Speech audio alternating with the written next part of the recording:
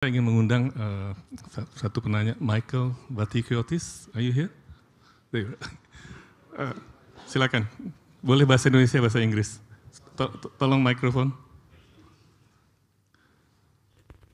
Terima kasih Pak Andy. Pak Anies, I'll ask the question in English, but you can silakan jawaban dalam bahasa Indonesia. You have talked about a foreign policy that is more proactive and values-based.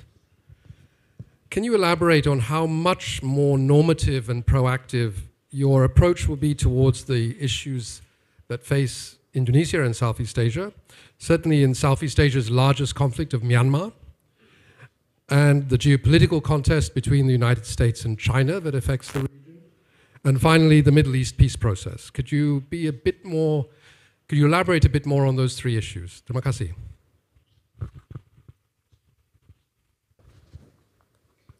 Jadi begini, kami melihat misalnya terkait dengan apa yang, sebentar Pak Michael, senang bisa ketemu, kami masih kuliah udah baca bukunya Pak.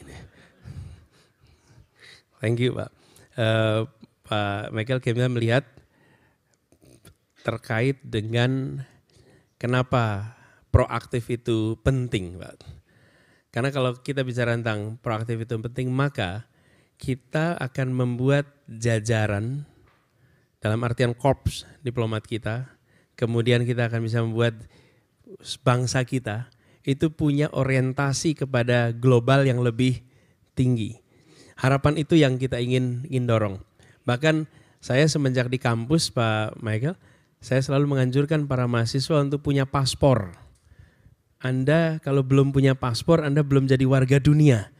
Dan terbang ke Singapura itu lebih dekat daripada terbang ke Medan. Dengan cara begitu Anda punya perasaan global. Jadi proaktifnya itu bukan hanya di sisi policy tapi di dalam mendorong masyarakat. Kemudian yang berikutnya terkait dengan krisis-krisis yang ada di luar. Misalnya sekarang ini tension tinggi di Timur Tengah. Ini kenyataannya.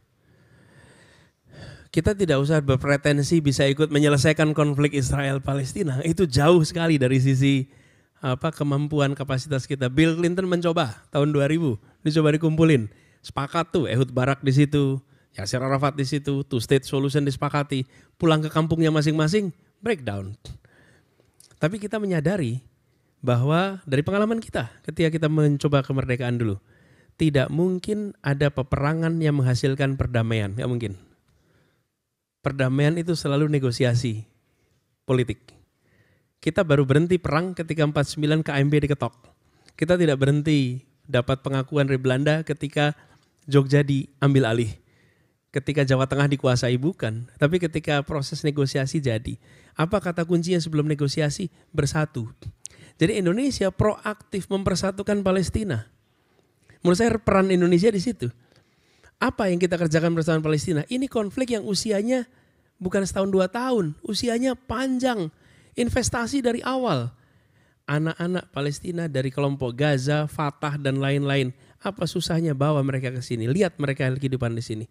Bisa ratus, bisa ribu tinggal di sini. Melihat bagaimana kita bisa bersatu, tenang, teduh.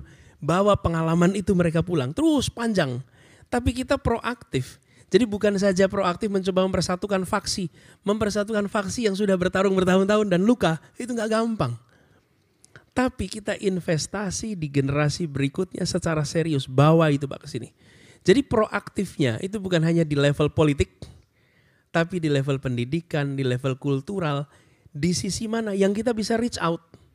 Jelas ke sisi Palestina kita bisa reach out. Tujuannya membantu mempercepat terjadinya persatuan di situ. Tanpa mereka bersatu tidak mungkin. Itu kalau faksi Syahrir dan faksi Soekarno nggak bersatu, nggak terjadi tahun Agustus 45 juga.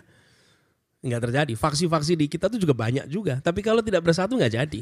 Dan faksi-faksi di sana juga begitu. Jadi kami melihat Pak, pentingnya untuk secara serius kita melakukan itu. Ini contoh yang terkait dengan itu. Begitu ya Pak Michael, terima kasih.